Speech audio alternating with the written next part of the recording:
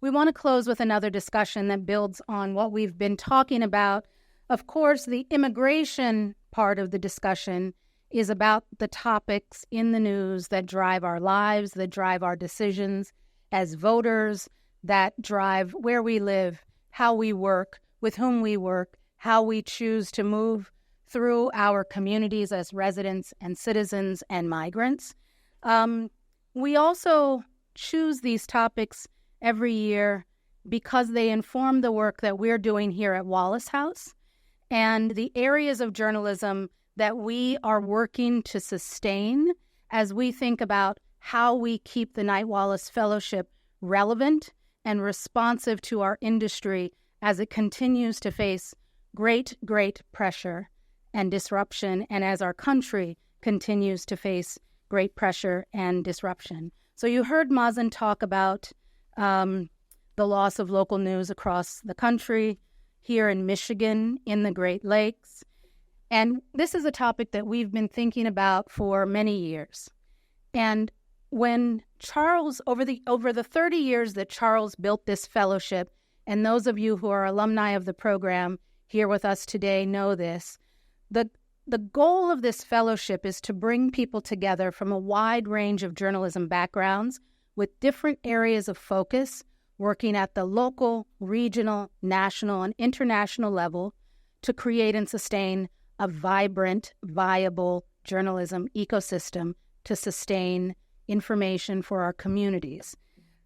As we've moved through addressing areas where we see need now, local news has emerged, certainly over the 8 years that I've been here as director, as a real crisis point. And it is one that you can feel, as Mazen mentioned, here in Michigan, from the moment you turn on your television in the morning, we are really faced with the state of polarization in our country. And much of that is driven by, and Andy, your question was good and difficult. It's like what we should be wrestling with, because as we work on these new news models, there's a tension between addressing people who don't feel included and creating a more fractious consumption of news. But we do have to accept that we are long past the days where after work in the evening, people are sitting down and consuming the evening news and everybody is accepting the same 10 stories as the important news that drives the day. Those days are long gone. And so we have to fight and work and think creatively about how we sustain new systems for local news that will strengthen our communities. We know at Wallace House, so Mazen, Cassie Haynes, who's here, who's the founder of an extraordinary local news site herself called Resolve Philly that has this community-driven model.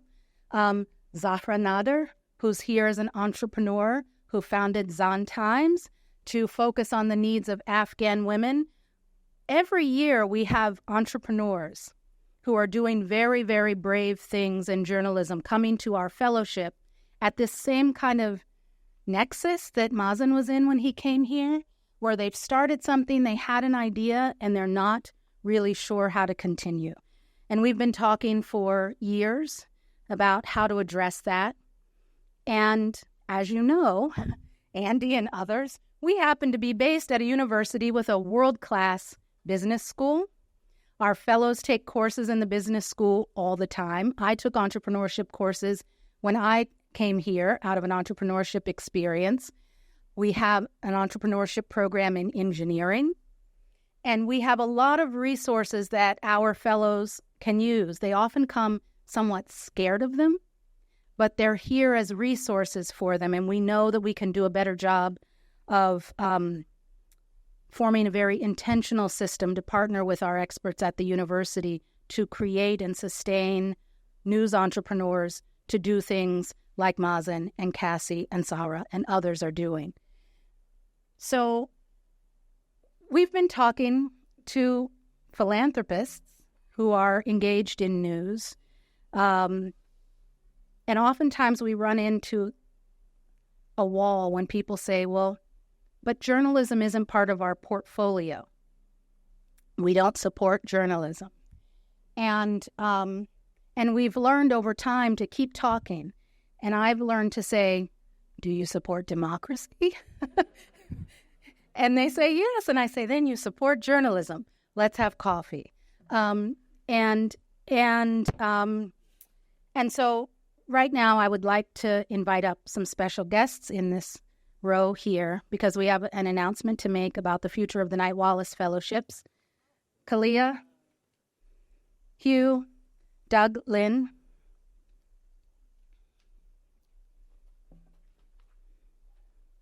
So these fellowships, and again I point to Charles because he's such an important role model to me. He built this fellowship over 30 years, going to person to person to person to say, please invest in our programs. Your investment will help us to support a fellow, one fellow a year. And that fellow we are making an investment in, and they will stay in journalism. They will create things. They will support other journalists. And that is how your investment in our program will serve the journalism system. We are so pleased to announce today a $1.28 million commitment from the Song Foundation. I'm going to just burst into tears.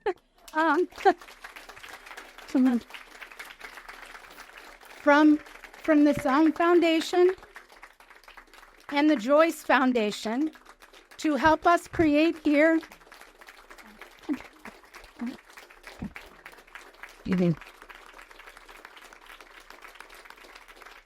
I need the bowl, the hubby bowl, for my own tears. $1.28 million gift. It is a challenge grant to help us create what we are calling the Great Lakes Local News Initiative, to provide directed fellowships for journalists interested in creating new news models for local communities in the Great Lakes states of Ohio, Michigan, Indiana, Illinois, Wisconsin, and Minnesota. And we are just so thrilled to have the Song Foundation and the Joyce Foundation step up in this important way and to make it a challenge gift to bring other foundations from around the region in to help us in this work. So I would like to invite up to the podium Kalia Burt-Gaston, Executive Director of Song Foundation.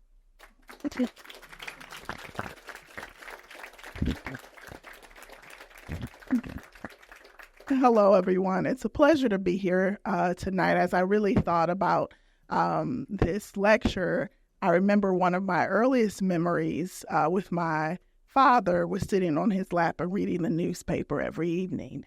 And to think that local news has been disrupted to the point that my children or grandchildren may not have that experience is something that I was sitting there and thinking about. The Song Foundation was founded in 2019 by Doug and Lynn Song to invest in power and prosperity and equity and joy in southeastern Michigan. I will say I inherited a wonderful grant portfolio, which included an investment here on a relationship with Lynette. And over the past year, we've been able to think about, how we could really help sustain the fellowships here. And it's been a pleasure to work with her and to Jason over the past year to envision what this fellowship could continue to be and how to expand it across our region. I want to thank her and her team. I also want to thank you for his partnership in stepping up with the Joyce Foundation to make that first commitment and to rise to the challenge. We believe that journalism and local journalism is the connection between civic engagement and advocacy work that are near and dear to Doug and Lynn. And this really is an investment that I would say combines both of their passions for disruption in the entrepreneurial ecosystem, but also their commitment to advocacy and their own stories as children of immigrants. Doug and Lynn.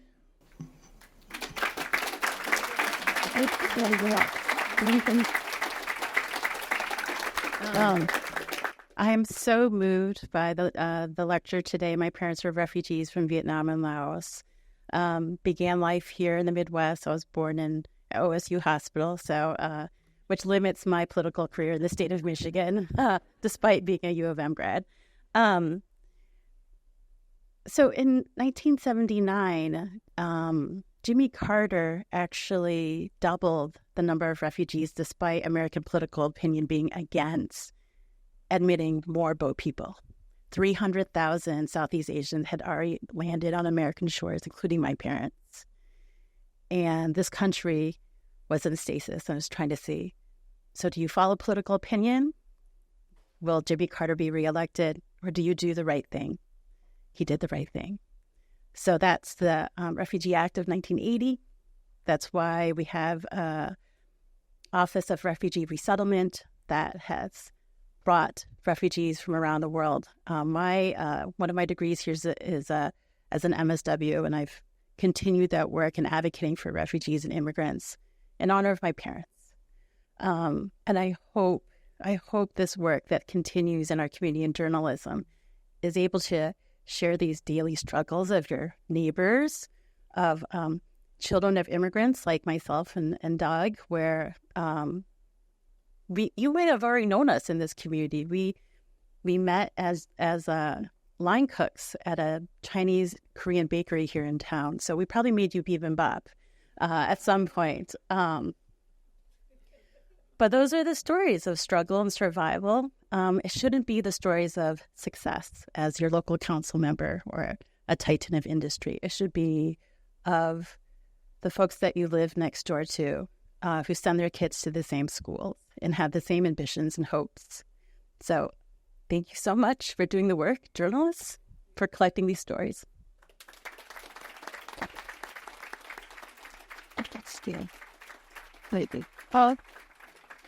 So I think Doug is going to come up last. So I mentioned that you're not off the hook. That sometimes when you're reaching out to foundations, they don't actually have journalism in their portfolio. The Joyce Foundation, based in Chicago, does. Hugh Delios is the program manager for journalism at Joyce, and he got this instantly when we started talking about it. And so when Doug and Lynn said, we'd like to contribute, but we need to make it a challenge, we need for other people to come in, Hugh was the first person to step up to the plate. And so I'd like to bring up Hugh Delios from the Joyce Foundation.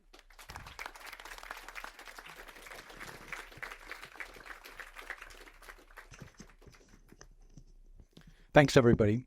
Just first off, I really appreciated Mazen's remarks. We're all children of immigrants. My grandfather got off the boat. My grandfather got off the boat from Greece in 1914, and he wasn't wanted. He wasn't from the right background at that time, and found himself in the same kind of hysterical political situation that we find ourselves in now.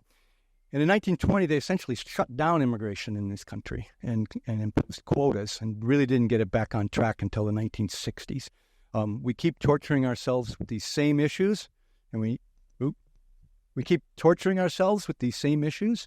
It's time we dealt with them and resolved them, because it's part of who we are. So, good evening. It's such an honor for the Joyce Foundation and for me personally to be here with Lynette and Kalia and the songs. First and foremost, I want to thank them for realizing the urgency of building a better local news and information systems that serves our communities in healthier ways. We have no time to lose in finding smart minds that will help us build a new and better journalism. To know that the Song Foundation is invested in this cause is enormous and hopefully an inspiration to many others. We are in an all-hands-on-deck moment, and we need innovators and entrepreneurs, the kind of innovators and entrepreneurs that the songs are and that they support. We need them as navigators at the helm, helping us see through the fog out there and find our way through around the icebergs, and to land a better journalism that is more community-oriented, more trusted, more valued, and more sustainable. Equally, I want to thank the inimitable Lynette, the Vice Provost here, and the team at the Wallace Center for seeing the wisdom investing the expertise and resources of the University of Michigan in this cause. Journalists may know journalism, but the future is going to need them to know business and the law and entrepreneurship and artificial intelligence and all the rest of it. The Joyce Foundation has been investing in the future of the Great Lakes region for more than 75 years. Racial equity, economic mobility, gun safety, safe and equitable access to these precious waters of ours. We have supported journalism for some time, but we have now gotten a lot more serious about it, realizing the danger of its collapse to everything else we are trying to accomplish. We are lucky here. The Great Lakes have been a font of great ideas on how to improve local news. Mazen mentioned Outlier Media. Our friends from Bridge Detroit are there in the background. City Bureau in Chicago, Sahan Journal in Minneapolis, the small Richland Source news outlet in Ohio, which has done some groundbreaking innovations with AI. I also want to say a big part of the excitement about this is knowing the quality of people and work that have come out of the Knight-Wallace Fellowships. We heard from Mazen. There's been Anna Clark, who wrote about the Flint water crisis, and Mario Karan, who's now doing prize-worthy work on prisons for Wisconsin Watch, Jared Henderson with his pop-up documentary project, and Cassie Haynes, who we met when she was with Resolve Philly and who we're really excited about being back here in the Great Lakes states, helping us deal with some of these issues. Lastly, I was a journalist for more than 35 years before going into philanthropy. And it's one of my greatest regrets that I never stopped chasing the deadlines long enough to pause and take advantage of a fellowship like this, to think more deeply about things along the way. This is truly a tremendous gift to all of these tremendous minds, one that will benefit all of us in too many ways to count. Thank you.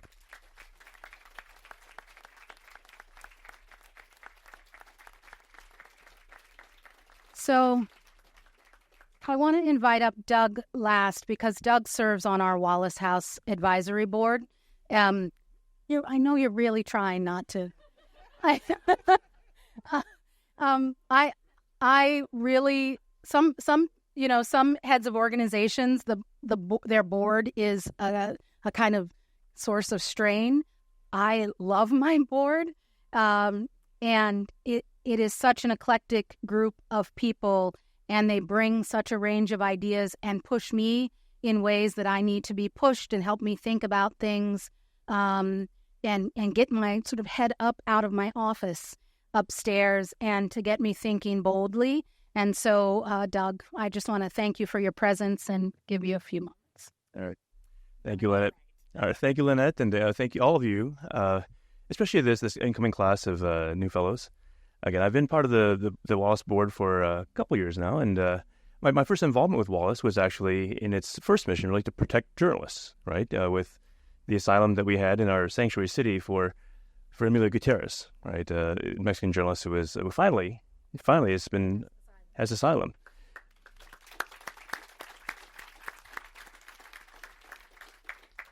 But beyond that, the larger mission of the Wallace to really uphold democracy has been something that, again, she's right, did catch us hook, line, and sinker, and something that, again, we've been involved with for quite some time.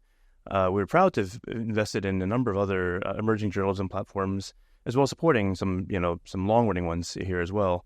But with this gift, our real hope is that we see and grow many more new and emerging platforms, but also help provide the support and wraparound for all of you who have the courage to do these new things on behalf of our community. In large part, journalism is an act of love and courage for community, and it's something that doesn't go, at least from us, unseen. And our real hope here is to be the bridge, as we've found in great partnership with Joyce, but also look across to the broader Great Lakes region. It's exciting to see folks. There's been some really interesting changes of newsrooms and leadership in places like Minneapolis, where the Star Tribune is now led by someone who, came from Google News Initiative and once led that, but has actually an interesting partnership with his wife, Mary Grove, and actually investing in many new things. And our hope is to basically build a community of support, a community of support for all this from a business community that for a long time has not been as much about community in this way.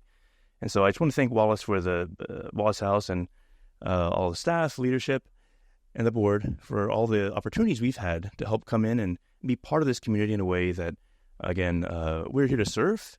And these kind of opportunities don't come that often. So thank you for all the work you do, and thank you for listening.